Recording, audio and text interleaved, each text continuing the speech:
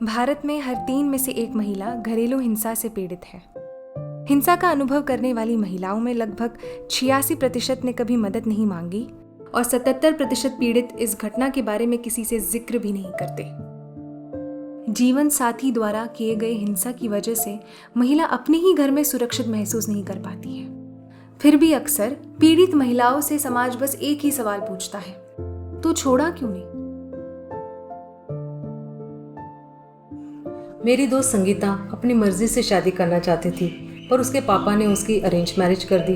कुछ 11 साल बड़ा था वो, तो एक जनरेशन गैप सा बन गया था। वो अक्सर उसके खाना बनाने पे और कपड़ों पे ताना मारता था। उसे वो नौकरानी की तरह ट्रीट करता था।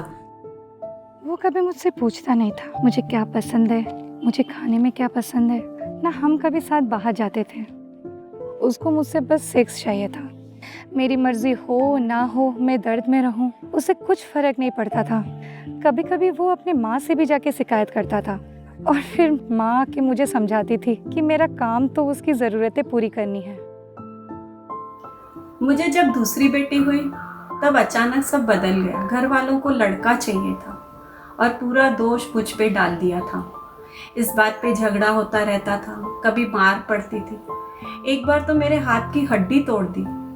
2 हफ्ते तक काम नहीं कर पाई थी मैं। ससुराल वाले बेटी की देखभाल करने के लिए राजी नहीं थे, तो काफ़ी बार ऑफिस में लेट जाना पड़ता था। इसी वजह से कंपनी से हर वक्त शिकायतें आती थी, वार्निंग लेटर्स मिलने लगे।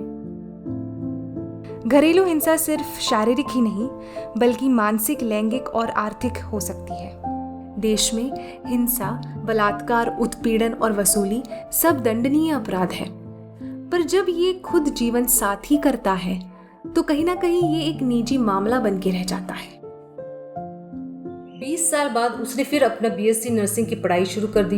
एक बार अपने क्लासमेट्स के साथ वो पिकनिक पर गई थी। वापस लौटने पर उसका पति उस पर शक करने लगा कि उसका अफेयर चल रहा है। इसी बात पे लड़ाई होती रहती थी।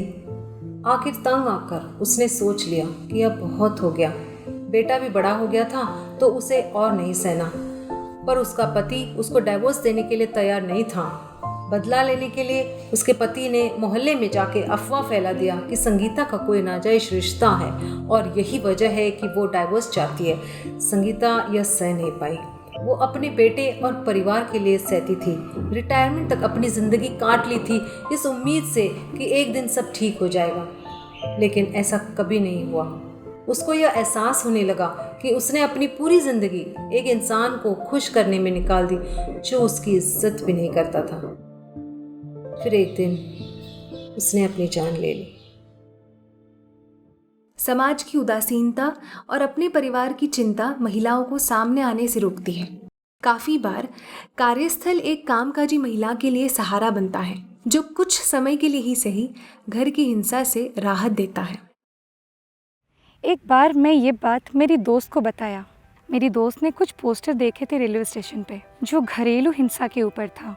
उसने मुझे यूनियन लीडर से बात करने को कहा।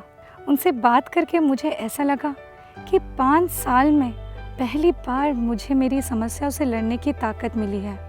जिन्हें मेरा ट्रांसफ़र अपने ऑफिस में करवाया, जहां मैं खुद को और सुरक्षित महसूस करने लगी। उन्होंने एक एनजीओ के साथ कनेक्ट करवाया, जिनके मदद से मैं अपना डिवोर्स केस फाइल कर पाई। एक दिन मेरा बॉस चेंज हो गया। नया बॉस मेरे परेशानियों को समझता था। जो नया वातावरण बन गया था ऑफिस में, उससे मुझे बहुत राहत मिली। एक बोझ कम हो गया था। मुझे लगता था कि कार्यस्थल में सपोर्ट मिलना बहुत ज़रूरी है। रिश्ते में हिंसा औरत से उसका आत्मसम्मान, उसके सपने और आत्मविश्वास छीन सकता है। आर्थिक आत्मनिर्भरता एक औरत को ताकत देती है। 2020 के भारतीय सर्वे के मुताबिक घरेलू हिंसा से पीड़ित कामकाजी महिलाओं में से 76% ने अपने सहकर्मचारियों से हिंसा के बारे में बात की। अब समय आया है एक बेहतर सवाल पूछने का। हमारी क्या भूमिका है घरेलू हिंसा को रोकने में? चुप्पी तोड़ो, अपने कार्यस्थल में भी।